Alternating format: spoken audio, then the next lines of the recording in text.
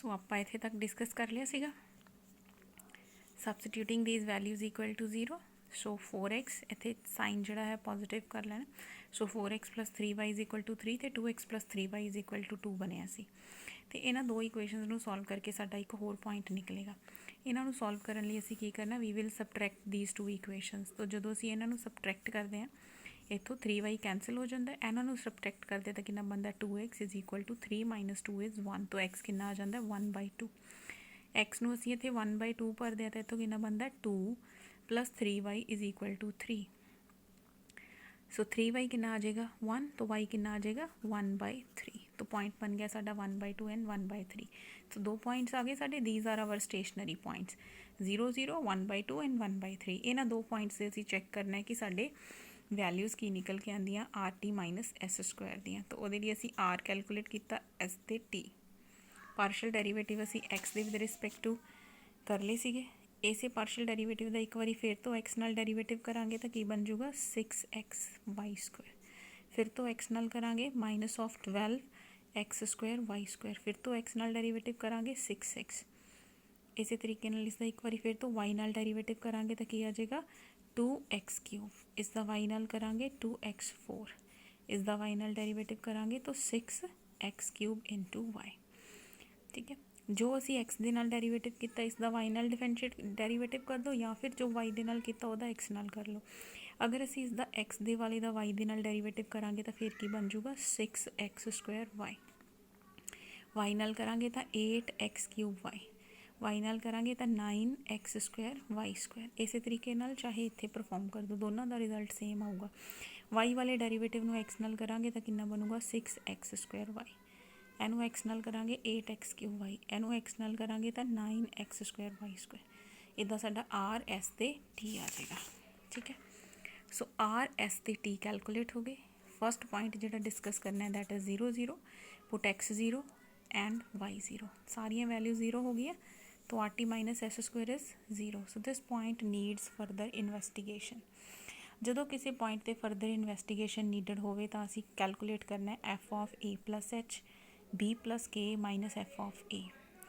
f(ab) साडा ab point की है 0 0। तो असी कैलकुलेट किया f(0 + h 0 + k - f(0 0)। f(hk - f(0 0) की बने h³ h² 1 - hk। Quantity small होंगी है, जिमें h and k are very small. असी ये 0 की नेबरहुड के विच बहुत ही स्मॉल जी क्वांटिटीज़ लईयां ने, तो इन्हां दी हायर पावर्स जिहड़ियां ने दे आर निगलीजिबल, इन्हां नूं निगलैक्ट करिया जा सकता है। तो साडे कोले की बचे h³ ते k²। असी हायर ऑर्डर दियां पावर्स नूं निगलैक्ट कर लिया। एंड हुण यह जिहड़ा फैक्टर है यह पॉजिटिव होगा। जिहड़ा k² है तो हमेशा ही पॉजिटिव रहेगा, क्योंकि स्क्वायर ऑफ एवरी टर्म चाहे नैगेटिव भी हो पॉजिटिव है। हुण डिपेंड करता है कि h पॉजिटिव है या h नैगेटिव है। अगर h नैगेटिव है तो ये टर्म नैगेटिव है, अगर h पॉजिटिव है तो ये टर्म पॉजिटिव हो जाएगी। So if h is positive and h is negative, then we will accordingly have points of maxima और मिनिमा। ठीक है, so now if h is positive and is negative, this factor will be negative if h is negative. So therefore f of a plus h b plus k minus f of a does not keep the same sign. ਇਹਦਾ sign एक ही fix नहीं रहता, ਇਹਦਾ sign h ਤੇ depend करता है। It may be positive और it may be negative. तो जो ਇਹਦਾ साइन फिक्स नहीं रहता हैगा, तो क्योंकि जो पॉइंट ऑफ मैक्सिमा होना चाहिए तो वैल्यू इनक्रीज़ करती होनी चाहिए है, मतलब नैक्सट प्रीवियस वैल्यू के नालों ग्रेटर ही पॉजिटिव ही रहनी चाहिए है। जे किसी फंक्शन ने डिक्रीज़ करना है तो जी नैक्सट वैल्यू है वो प्रीवियस वैल्यू तो छोटी होनी चाहिए है। ठीक है, मीन साइन नैगेटिव ही रहना चाहिए, रेट ऑफ चेंज नैगेटिव होनी चाहिए है, इत्थे रेट ऑफ चेंज पॉजिटिव होनी चाहिए है। सो पर इसकी रेट ऑफ चेंज एच से डिपेंड करती है। हुण एच का एक स्मॉल जा पॉइंट कोई लै लिया सीगा, उहदे विद रिस्पैक्ट टू इसकी वैल्यू चेंजिज आ रही ने। दिस मीनस यह पॉइंट जोड़ा है it will not be neither be maximum point nor will be minimum point. So this point is not our extreme point, this point is not a extreme point. सो अगले point पर चलते हैं आप। इस अगले पॉइंट के उत्ते असी RT - S² के अंदर 1/2 ते 1/3 सबस्टिट्यूट करके इत्थे तक कैलकुलेशन कर लिया, सिंपलीफिकेशनस। ठीक है, ये अंदर R की वैल्यू -3/8, तो यह नैगेटिव है तो ये की है हमेशा ही पॉजिटिव। तो RT - S² हमेशा पॉजिटिव, R हमेशा नैगेटिव। सो किहड़ा पॉइंट बनया point of maxima.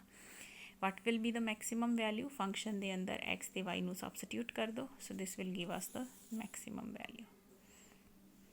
So this is another example. Locate the stationary points and determine their nature. पहले तो stationary points कढ़ने ने. Determine their nature means check करने हैं कि whether they are point of maxima or minima.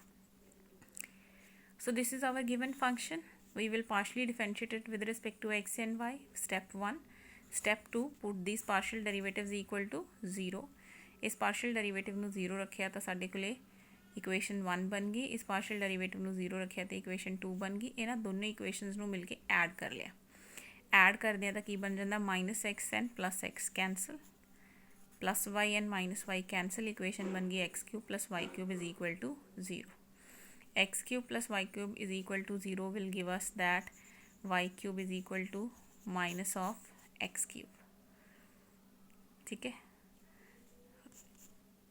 y³ is equal to minus of x³ + y³ ਦੇ ਵਿੱਚ a³ + b³ ਦੇ ਫਾਰਮੂਲੇ ਦੇ ਹਿਸਾਬ ਨਾਲ ਵੀ ਵੈਲਿਊਜ਼ ਲਈਆਂ ਜਾ ਸਕਦੀਆਂ ਨੇ. x³ + y³ is equal to 0. ठीक है, तो x³ + y³ is equal to 0 सी, जिस चो ये वाली पॉइंट किवें निकलिया? Using the formula a³ + b³ is equal to a + b a² - ab + b². सो असी इस फैक्टर दे विचों असी वैल्यू चूज कर ली. सो इस तो निकलिया साडा that x³ + y³ is x + y. ਇਹਦੇ ਅੰਦਰੋਂ ਸਾਨੂੰ ਇਮੈਜਿਨਰੀ रूट्स मिलने ने, असी रियल रूट ले ले तो आ गया y is -x. So y is equal to -x असी इस सबस्टिट्यूट करते हैं. Put y is equal to -x. So x³ minus of 2x will be 0. इस चो असी x ਨੂੰ कॉमन कर सकते हैं.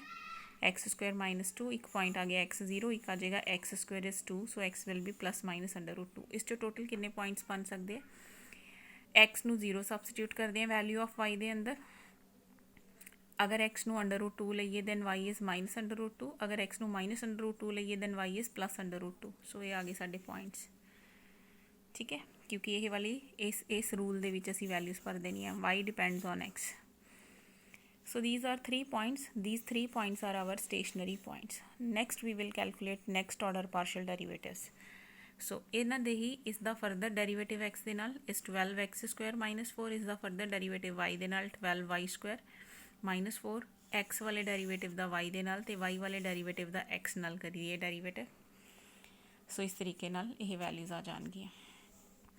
ਹੁਣ ਅਸੀਂ ਇੱਕ ਇੱਕ ਕਰਕੇ ਪੁਆਇੰਟਸ ਡਿਸਕਸ ਕਰਨੇ ਨੇ. ਸਭ ਤੋਂ ਪਹਿਲਾ ਪੁਆਇੰਟ ਹੈ ਸਾਡਾ 0 0. 0 0 ਪੁਆਇੰਟ ਦੇ ਉੱਤੇ r ਦੀ ਵੈਲਿਊ, s ਦੀ ਵੈਲਿਊ ਤੇ t ਦੀ ਵੈਲਿਊ ਸਬਸਟੀਟਿਊਟ ਕਰਨਾ ਹੈ. x ਨੂੰ 0, y ਨੂੰ 0 ਤੇ rt - s² ਕਿੰਨਾ ਆ ਜਾਂਦਾ? 0 0 ਆ ਜਾਏਗਾ. Then this point is a doubtful point. It needs further investigation. ਤੇ ਫਰਦਰ ਇਨਵੈਸਟੀਗੇਸ਼ਨ ਕੀ ਕਰਨੀ ਹੁੰਦੀ ਹੈ ਕਿ we will consider f of a + h b + k minus f of ab. ਉਰੇ ab ਪੁਆਇੰਟ ਦੀ ਪਲੇਸ 'ਤੇ ਸਾਡੇ ਕੋਲ ਕਿਹੜਾ ਪੁਆਇੰਟ ਹੈ? 0 0. ਸੋ ਅਸੀਂ ਦੇਖਿਆ ਕਿ f of ab ਕਿੰਨਾ ਹੈ? f of 0 0 is 0. what is f of 0 + h b + k यानी कि 0 + k यानी कि f of hk. ये आ गया साडा f of hk. h and k are very small.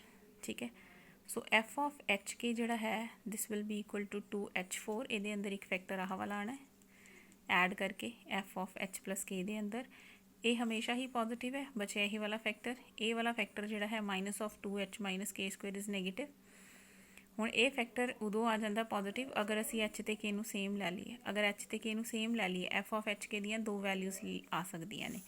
ਅਗਰ h and k ਸੇਮ ਹੋਣਗੇ, h ਤੇ k ਸੇਮ, ਉਰੇ h and k the value same ਹੈ ਤਾਂ ਇਹ ਕੈਂਸਲ ਹੋ ਜਾਂਦਾ ਨਾ, ਤਾਂ ਇਹ ਹਮੇਸ਼ਾ ਹੀ ਪੋਜ਼ਿਟਿਵ ਰਹਿੰਦਾ. ਤੇ ਅਗਰ h and k ਸੇਮ ਨਹੀਂ ਹੈਗੇ ਤਾਂ ਇਹਦੇ ਵਿੱਚ ਆਹ ਵਾਲੀ ਵੈਲਿਊ ਆ ਜਾਂਦੀ ਹੈ -2h - k². ਇਹਦੇ ਕਰਕੇ ਇਹ ਵੈਲਿਊ ਕੀ ਬਣ ਜਾਂਦੀ ਹੈ? Negative. For h is not equal to k. ਤੇ ਹਾਇਰ ਆਰਡਰ ਕਿਉਂਕਿ ਅਸੀਂ ਜੋ ਐਡ ਕੀਤੀਆਂ ਹੋਈਆਂ ਇਹ ਟਰਮਸ ਬਹੁਤ ਹੀ ਜ਼ਿਆਦਾ ਸਮੋਲ ਨਹੀਂ, ਇਹਨਾਂ ਦਾ ਹਾਇਰ ਆਰਡਰ ਕਿਉਂਕਿ ਜਿਹੜੀ ਸਮੋਲ ਟਰਮ ਹੈ ਜਿੱਦਾਂ ਜਿੱਦਾਂ ਉਹਦੀ ਪਾਵਰ ਨੂੰ ਇਨਕਰੀਜ਼ ਕਰੀ ਜਾਈਏ ਹੋਰ ਸਮੋਲ ਹੋਈ ਜਾਂਦੀ. ਇਹਦੀ ਪਾਵਰ 3 ਕਰ ਦੇਵਾਂ ਤਾਂ ਇਹਨੇ 0001 ਬਣ ਜਾਣਾ. ਇਹਦੀ ਪਾਵਰ ਹੋਰ ਰੇਜ਼ ਕਰ ਦਈਏ ਤਾਂ ਇਹ almost this term will approach to 0. ਜੋ ਕੁਆਂਟਿਟੀ ਸਮੋਲ ਹੁੰਦੀ ਹੈ ਜਿਵੇਂ ਜਿਵੇਂ ਅਸੀਂ ਉਹਦੀ ਪਾਵਰ ਇਨਕਰੀਜ਼ ਕਰੀ ਜਾਂਦੇ ਹਾਂ then that quantity tends to 0. ਇਸ ਕਰਕੇ higher orders of h and k can be neglected. So ਸਾਡੇ ਕੋਲ ਦੋ ਆਬਜ਼ਰਵੇਸ਼ਨਸ ਆ ਗਈਆਂ ਕਿ ਜਿਹੜਾ f of hk ਹੈ ਇਹ ਪੋਜ਼ਿਟਿਵ ਹੈ ਅਗਰ h ਤੇ k ਸੇਮ ਨੇ. ਹੁਣ ਜਿਹੜੀ ਪੋਜ਼ਿਟਿਵ ਕੁਆਂਟਿਟੀ ਹੁੰਦੀ ਹੈ ਉਹ 0 ਤੋਂ ਕੀ ਹੁੰਦੀ ਹੈ? Greater. And H and K ਅਗਰ ਸੇਮ ਨਹੀਂ ਹੈਗੇ ਤਾਂ ਐਫ ਆਫ ਐਚ ਕੇ ਕੀ ਹੈਗਾ ਨੈਗੇਟਿਵ। ਨੈਗੇਟਿਵ ਕੁਆਂਟਿਟੀ ਜ਼ੀਰੋ ਤੋਂ ਕੀ ਹੁੰਦੀ ਹੈ ਲੈਸ। ਠੀਕ ਹੈ, ਤਾਂ ਹੁਣ ਅਸੀਂ ਚੈੱਕ ਕਰਦੇ ਹਾਂ ਕਿ ਕੀ ਬਣਿਆ ਸਾਡੇ ਕੋਲ। ਦੇਅਰਫੋਰ ਇਸ ਐਫ ਆਫ ਐਚ ਕੇ ਦਾ ਸਾਈਨ ਚੇਂਜ ਹੋ ਰਿਹਾ ਹੈ। It is changing from negative to positive और पॉजिटिव टू नेगेटिव। सो अगर चेंज आ रही है this means it will not have an extreme point. अगला पॉइंट असी √2 माइनस √2 लै लिया, R T minus S square इत्थे एग्जैक्टली कैलकुलेट हो जाना है। ये ईजी कैलकुलेशन है। सिमिलरली सैकेंड पॉइंट ले one more example we will discuss. Examine for minimum and maximum values of this function. ये ट्रिग्नोमेट्रिक फंक्शन आ गया अपने को f of x y sine x plus sine y plus sine of x plus y. So partial derivative with respect to x, sin the derivative cos, sin the derivative cos. Y with respect to derivative of sin y, cos y, sin of x plus y the derivative cos of x plus y. Step 1 is complete. Second step put partial derivatives equal to 0. So cos x plus cos y ਨੂੰ 0 ਲਿਖਿਆ ਇੱਕ step, and cos y plus cos of x plus y ਨੂੰ 0 ਲਿਖਿਆ। ਦੋਨੋਂ equations ਨੂੰ ਅਸੀਂ subtract ਕਰ ਦਈਏ ਤੇ ਆ ਕਾਮਨ ਫੈਕਟਰ ਕੈਂਸਲ ਹੋ ਜਾਂਦਾ, ਆਪਣੇ ਕੋਲੇ ਬਚ ਜਾਂਦਾ cos x minus cos y is 0। cos x minus cos y is equal to 0 तो आ जाता cos x will be equal to cos y।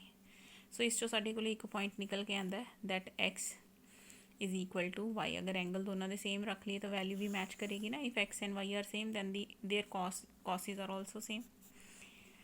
So again ਹੁਣ x ਨੂੰ y ਭਰ ਦਿੰਦੇ ਆ ਇਹਦੇ ਵਿੱਚ ਜਾ ਕੇ। ਅਗਰ x ਨੂੰ y ਭਰੀਏ ਤਾਂ ਅਸੀਂ ਪੁਆਇੰਟਸ ਕੈਲਕੂਲੇਟ ਕਰਨੇ ਨੇ। cos of x plus cos of x plus x 2x ਹੋ ਗਏ इज इक्वल टू 0, यानी कि cos of 2x is equal to minus of cos of x।